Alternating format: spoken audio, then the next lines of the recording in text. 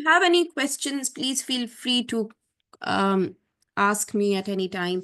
There's an email that I can share with you. It's learnerwork at ukversity.co.uk that you can, if you have any questions or further queries, you can always email there.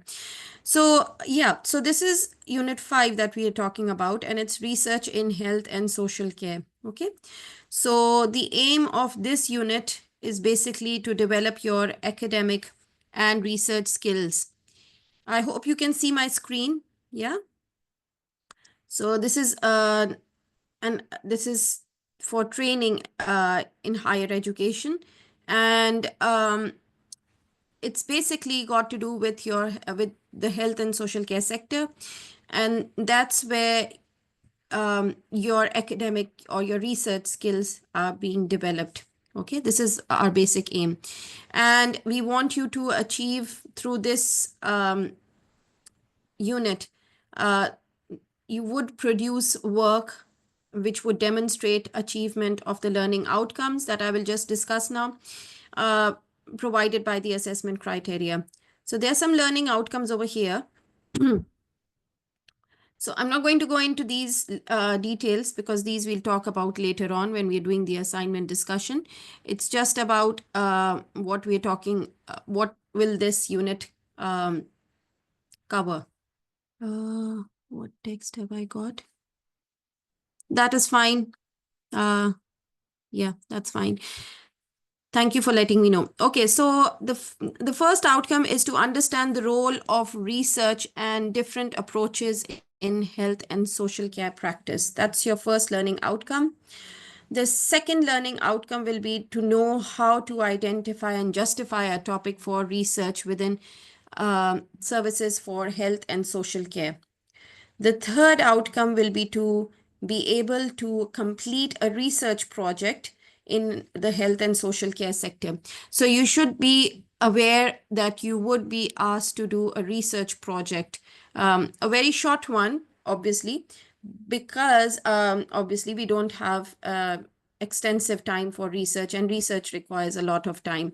Okay, so research projects are obviously for several months, but this research project would just be for a couple of days, and you will have your report ready, which you will be expected to share with us.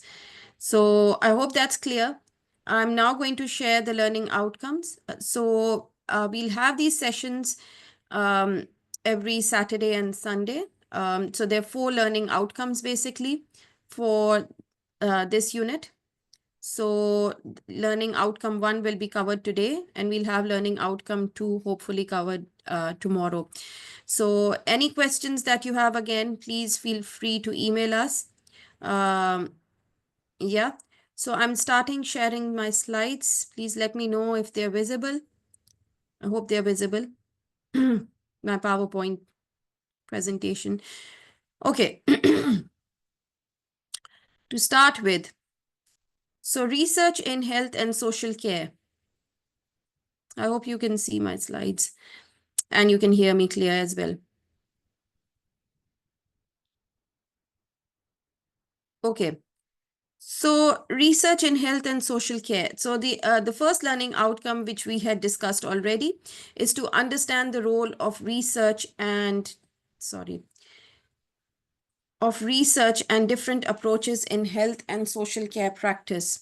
So what is the role of research and the different approaches within the health and social care practice? So in this, the indicative content is as follows. So you would want to, we would expect you to work on evidence-based research and social care practice. Okay, so here you will learn how research develops, how it improves or identifies different gaps in practice or provision, and it explains you the value of research in developing some cost-effective interventions and how to promote health and well-being of individuals. It provides you with guidance. So NHS, the protocols that NHS has, the guidelines that NHS has, they're all coming from research. Okay. policies, practice, safety, duty of care, safeguarding, and currency of practice. All of this comes within your research domain. Data collection methods, there are different data collection methods, there are different types of data that we have, there are different analysis approaches, the statistical packages, grounded theory, we'll talk about that, we'll talk about validity and reliability. We will talk about who are the potential users for findings in practice and drawing conclusions from data, the actions that future researchers should take as a result of the project, and benefits to the organization. So a bit about the importance of research in health and social care. So we know that research is very important in health and social care. So how is it that it is important? What makes it so important? So research informs and broadens our understanding of several things. And this is basically there for informed decision making. So if you're making a decision, we're informed about what the pros and cons are to some extent. And this is through research. Okay, so research would tell you that this method has worked previously in this community, this method has not worked in this community previously. So you can have different other options. There are different drugs that you have tried that have worked in certain communities or in certain populations, and they've not worked in other populations, or etc., etc. So health and care research is the same, and it would seek to find answers to certain questions about what the best possible options are available. Okay, and this is in terms of any kind of treatment, any kind of prevention, and it would use these discoveries to make decisions about improvement or changes. So you can diagnose diseases earlier through research and more accurately. Obviously, along with research, there's other things that matter as well, such as your equipment would matter. But how would that equipment come? That would come obviously when you've got enough research that yes, this works and this doesn't work, etc. Yeah, providing life-changing treatments, that also comes basically through research, preventing people from developing conditions, improving health and care for generations to come, ensuring everyone has a better quality of life. Okay, so if we want to define research, so what is research? If we want to define it, it's a process of systematic inquiry that would entail collection of data. So if you want to define what does it have, it has different steps. Research has different steps. So it's data collection, it's documentation of important or critical information that you have. And then once that is documented, you want to analyze and interpret that data. And then you have your end goal is basically to disseminate that data, to disseminate those findings. So research has to be disseminated. Once you've done your research, it is your duty ethically to spread that information to those who it matters most. So there are some research skills. So this is the ability to search for, locate, extract, organize, evaluate, and use of or present information that is relevant to a particular topic. So academic research is one type. It's a type of research where it's a process of detailed and methodical investigation into some area of study.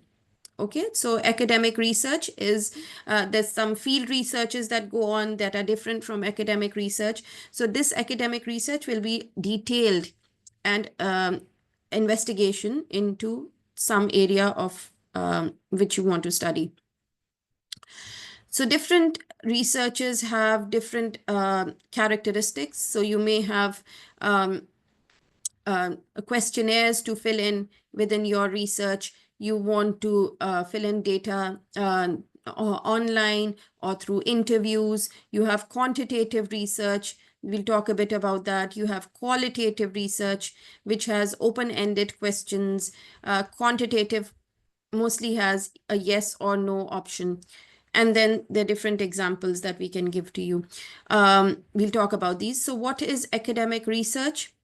So academic skills or academic research, they're a collection of study habits, and you have learning strategies there, and you have time management tools. So these will help students learn and absorb school lessons. Okay.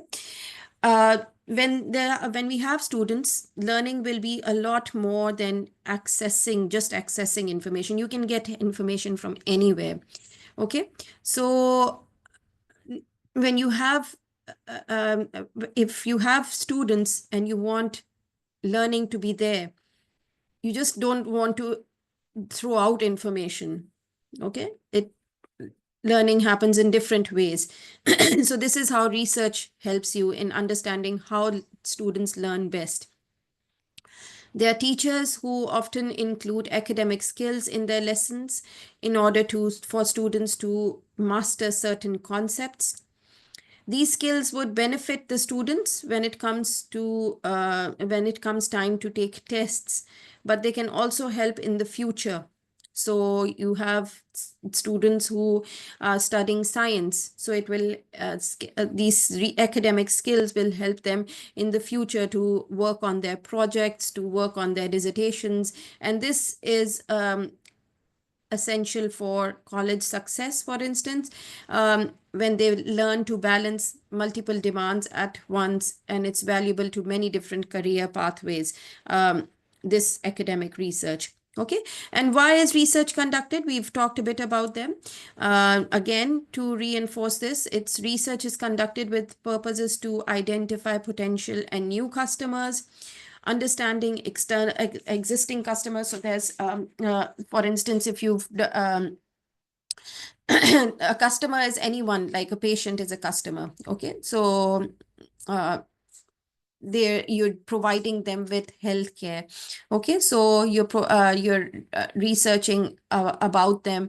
If you've introduced a new drug and you want to research how did they like it, what were the drawbacks, what were the side effects, etc. You're setting pragmatic goals based on understanding their whatever comments they have, developing productive market strategies, addressing business challenges, putting together a business plan, expansion plan, or identifying new business opportunities. These are just examples of research, not just academic research. So you can do research in other fields as well. So there are different types of research methods.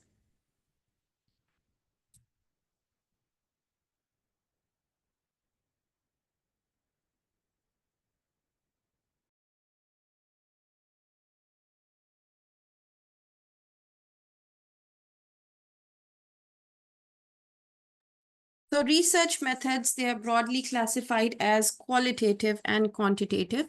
Both have distinctive properties and data collection methods, sorry. Okay, so just a minute.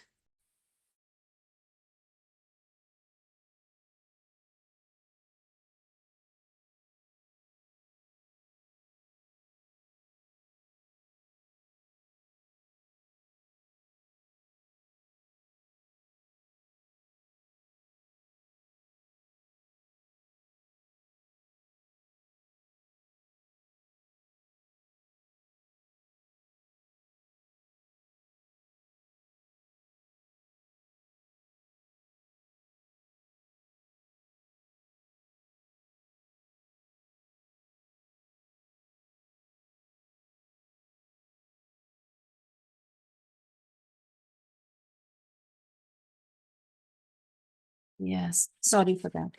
Yeah, so research methods, they're broadly classified into qualitative and quantitative methods. Okay, so there are different types of research methods. The two broad ones are qualitative and quantitative. So both of these methods, they have very distinctive properties and data collection methods. Okay, so we'll talk a bit about them. So qualitative methods, you might have heard a bit about them. So it's a method where you collect data And this is by using open-ended questions. Okay, so you have a set of questions that you ask from the participant, and they're open-ended. So they have you don't just ask a yes or no. You have like, for instance, if you ask a question that tell me some of you ask a participant what are what side effects have they noticed or witnessed of taking a certain drug, so such as omeprazole, and then they tell you about those side effects. So these are open-ended questions. You've not it's not an interview where you have a yes or no or just ticking the box. Okay, so that's different. So the responses are collected and they're not numerical. Okay, so they're more in words. Okay, so this method will help a researcher understand what participants think and why they think in a particular way. So there are different types of qualitative methods, which include one-to-one interviews. So it's an interview that you take, and it's an interview that you take from one particular person. Okay, and then there are groups that you interview. So those are focus groups. Ethnographic studies are actually studying about the place where a person lives, and their evolution in that place, their evolvement in that place, and it's all got to do with the setting where they live and the setting that they survive in, and how does that impact their futures. Text analysis is then taking a text and then analyzing it. So there's a text that you have, and then you have a certain analysis in it. You take it, you extract information from it, and you analyze it. Case studies are again a type of study where you have a case and you study about it. Okay, and it may be a case that has come in a hospital or in the community setup, and whatever the setup. So it's a case study, and mostly case studies are done on in where you have where you have patients who have rare conditions, so they're not very common conditions. You have quantitative methods. This is the second type of research that we're talking about. So quantitative methods, they would deal with numbers and measurable forms. You will use it. It's a systematic way of investigating data or events, and it answers questions to justify research relationships with measurable variables, to either explain, predict, or control a phenomenon. Okay.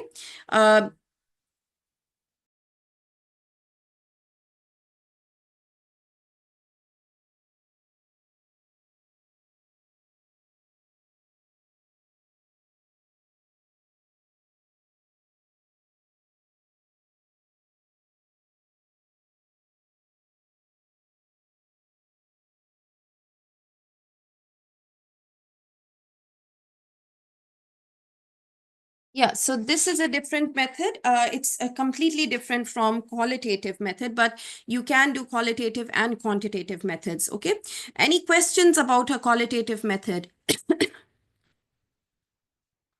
So qualitative is more about interviews. Okay, you take interviews from patients, and quantitative methods are using a yes or no. Okay, it's more like structured interviews where you have different options that you give to the patient, and you explain, you ask them whether they liked a particular therapy, yes or no, whether that particular therapy supported in their treatment, yes or no. So options like this. You have different types of quantitative methods, such as survey research, descriptive research, correlational research. So survey researches are done mostly as a survey. So you have a population that you survey, and you take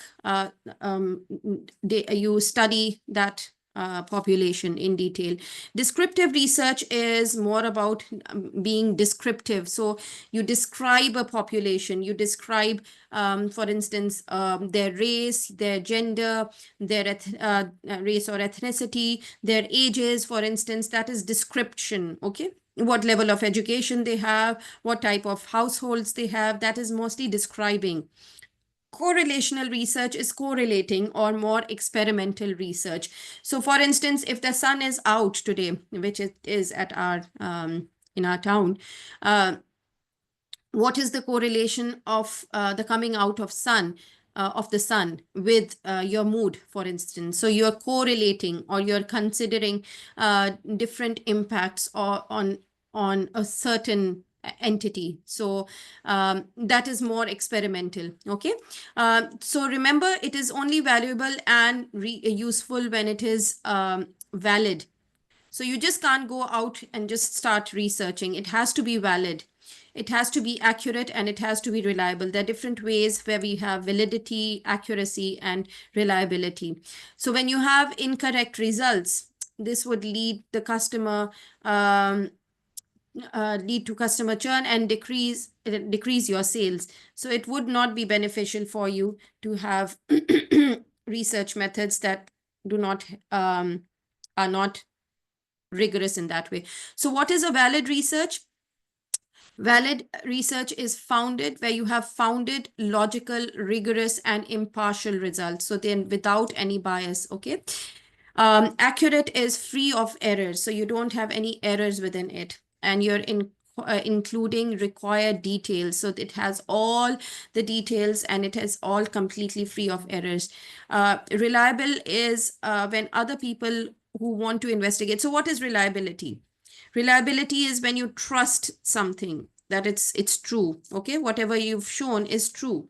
So when other people want to research, for instance, if I've done a research on pesticides and I've seen the effect of pesticides on farmers, which I have done in my thesis.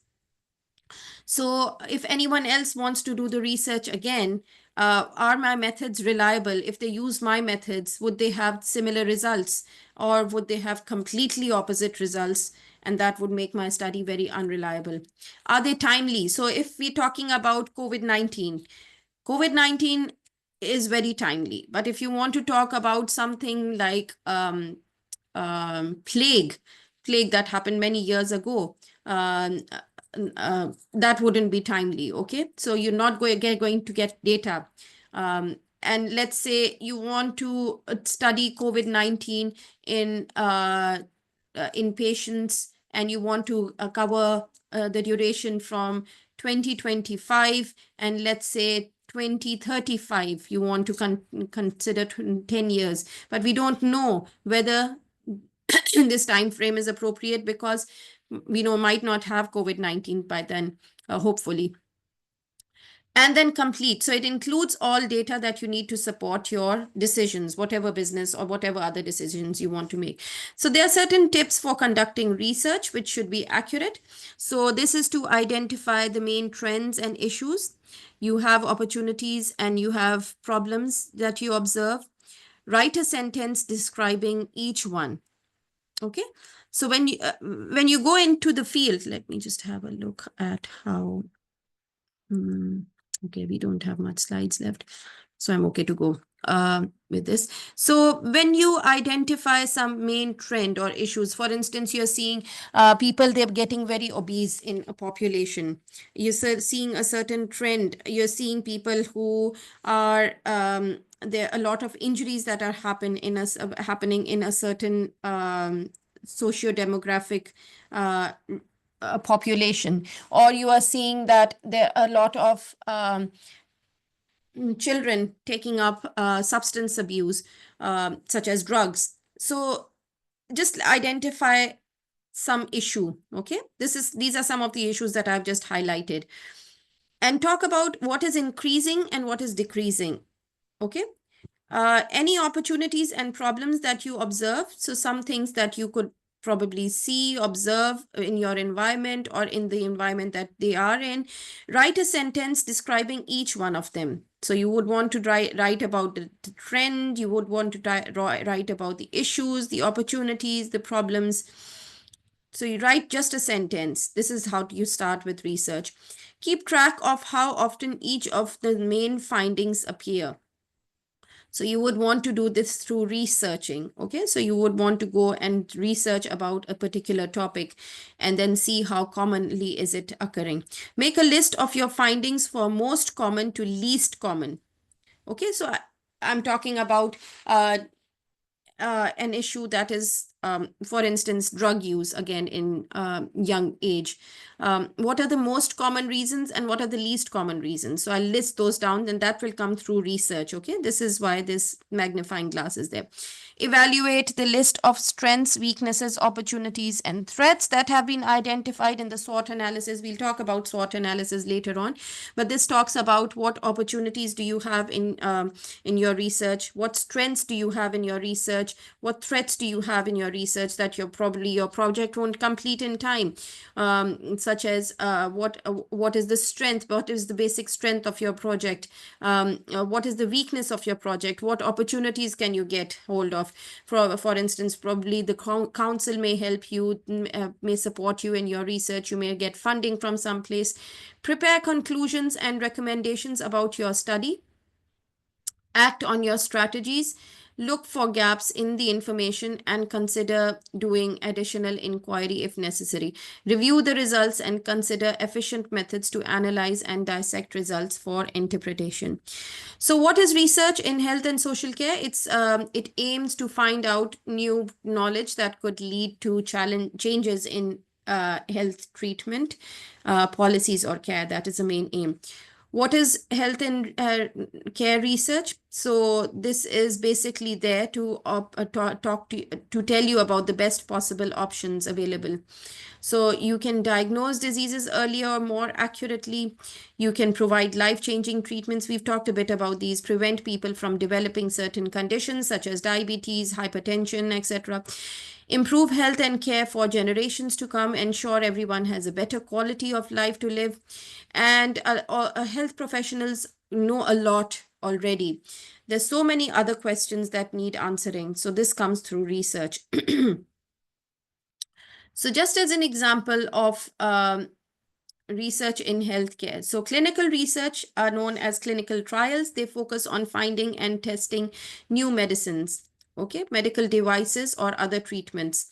Some include, examples include developing a new test for breast cancer, comparing two medications or drugs to treat heart disease to see which one works better.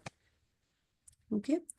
So this is a short film to show how research contributes to the to our NHS, and this is a short video. So I'll share both of these links with you just now in the chat box.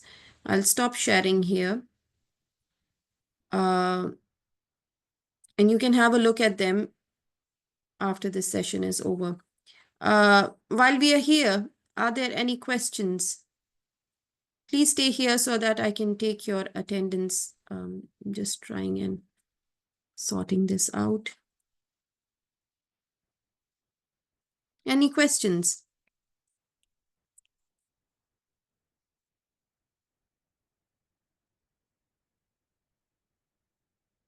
Does anyone have any questions? You're aware that you are supposed to do your research, students. So this research project, if you have an understanding of this session, obviously then, and only then you will be able to work on that research project. So the way we are going is that I would recommend you to go and study what links I have shared here with you. So this is one link that I have shared. I'm just sharing the other link as well. So if there's any question, I'm not putting on this video at the moment. Just have a look at this video. It talks to you about the importance of research in health and how was it when there was no research. So how are we working? How were healthcare professionals working? So in the chat box, I've shared two links. Just have a look at them. I'll just take your attendance. Just bear with me a moment, please.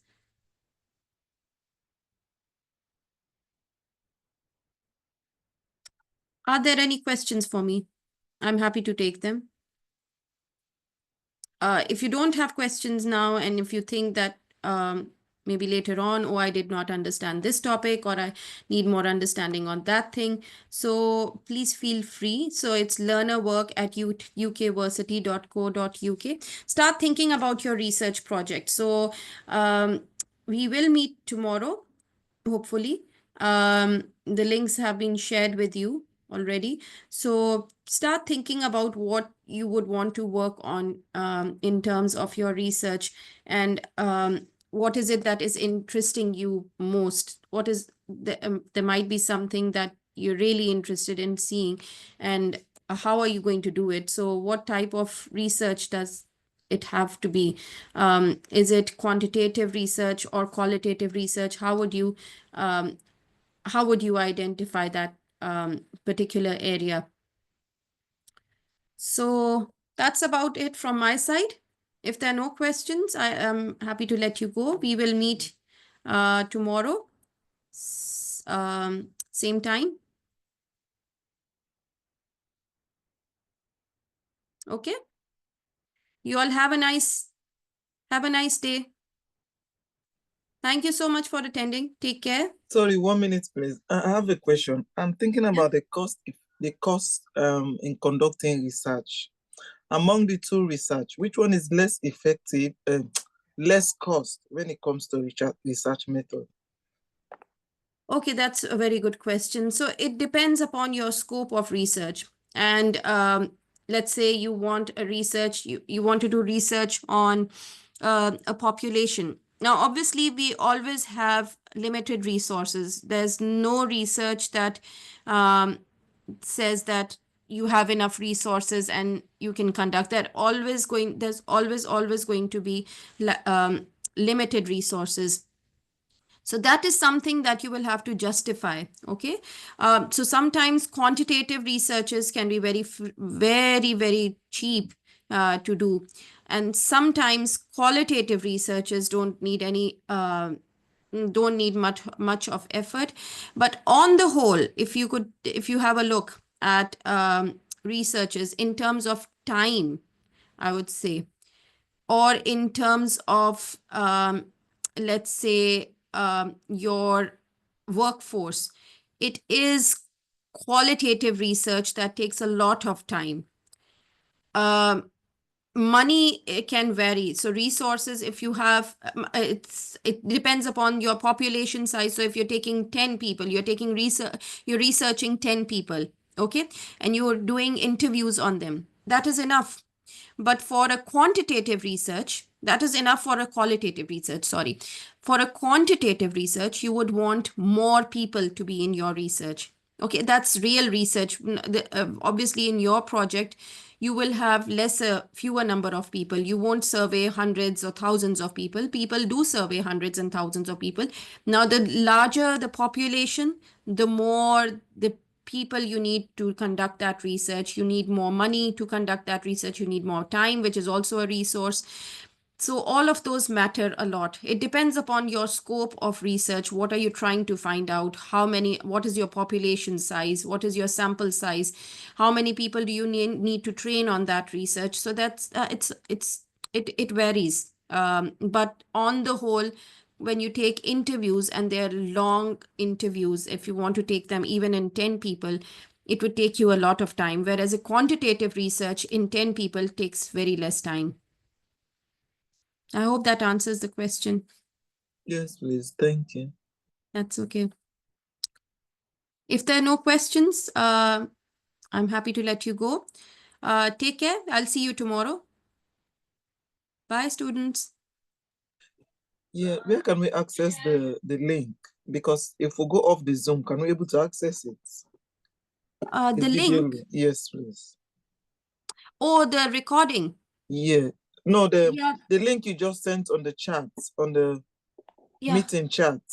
Yeah. If we sign off from the Zoom, can we able to? Oh yeah, no, you need to copy and paste the link. Just keep it with you. Because once this chat is off, you won't have this link there. So can you able to send it on the WhatsApp chat? Is it not better that way? That I can do. Yes, thank you. I couldn't find the WhatsApp chat. If you could just text me if or in that WhatsApp chat now, so I'll just know that okay, this is the chat group. I can't see that chat group actually. Okay, just text on that WhatsApp group and then I'll get an idea that okay, this is the chat group. Okay. Okay. Thank you so much. I'll see you all Thank you. tomorrow. Take care. Bye. Okay. Thank you.